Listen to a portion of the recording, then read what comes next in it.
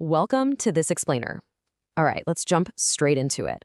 Today, we're unpacking the chilling Narsinghpur Road urban legend. We are looking at a terrifying collision between ancient supernatural lore and some seriously dark human motives. Let's get right to it. So, picture this. You're walking down a completely empty street at 2 a.m., right? Suddenly, you hear this tiny, childlike voice pleading from right behind you. Brother, I want to go home. Well, in this specific colony, simply looking back to check, that literally became a death sentence. Moving on to Section 1, Anatomy of the Entity. What exactly is it?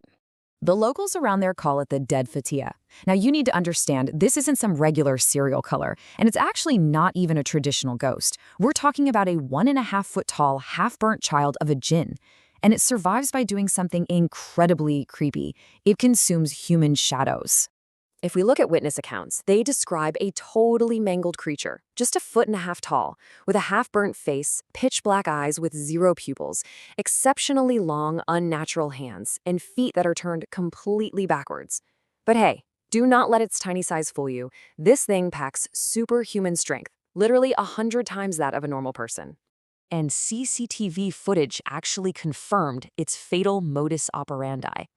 It's so calculated. It calls out from behind, mimicking an innocent child. But the split second the victim turns around in terror, it lunges. And then, the cameras just instantly black out. Okay, Section 2, the dark origins. Why is it here? Now, this is where it gets really interesting, because this wasn't just some random haunting. It's a crazy mix of a supernatural threat and plain old human greed.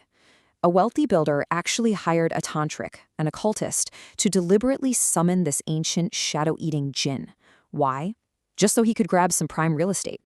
Yeah, the entity was summoned strictly as a weapon. Its sole purpose was to terrorize the local residents into totally evacuating the colony. It was a crime journalist named Raghav who uncovered this whole orchestrated plot. It's basically a horrifying blend of a supernatural urban legend and a ruthless corporate hit job. Which brings us to Section 3, Rules for Survival. According to an old local woman named Shakila Appa, there are 3 absolute rules you must follow to survive. Step 1, never ever turn around when you hear a voice behind you. Step 2, jinns absolutely detest iron, so you have to strike the entity with iron to repel it. And step 3, you literally have to fight fire with fire if you want to destroy it completely.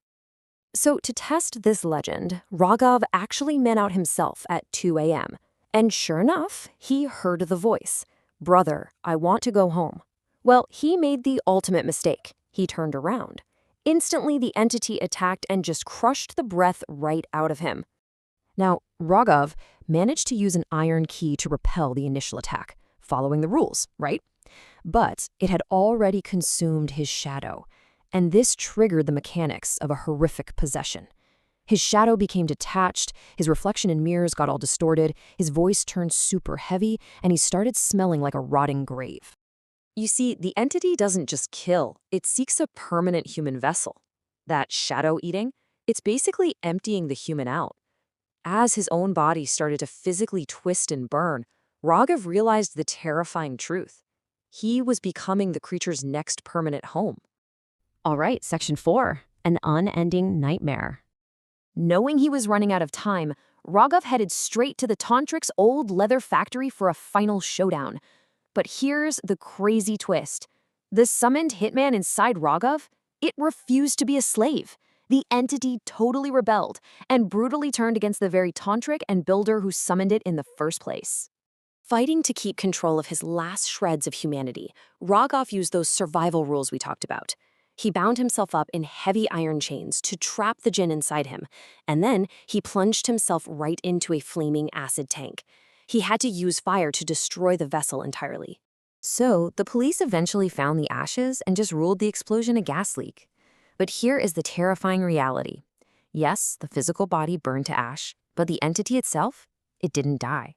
The dead Futia simply lost its chains. Months later, CCTV caught something insane.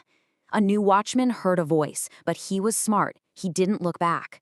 And the footage shows a tiny 1.5-foot shadow just casually waving right behind him. Without a master to control it, the entity is now completely free. It is just roaming the dark streets now, actively looking for a new host. So it all comes down to this. If you are walking alone tonight and you hear a familiar voice calling out from right behind you, are you going to be able to resist looking back?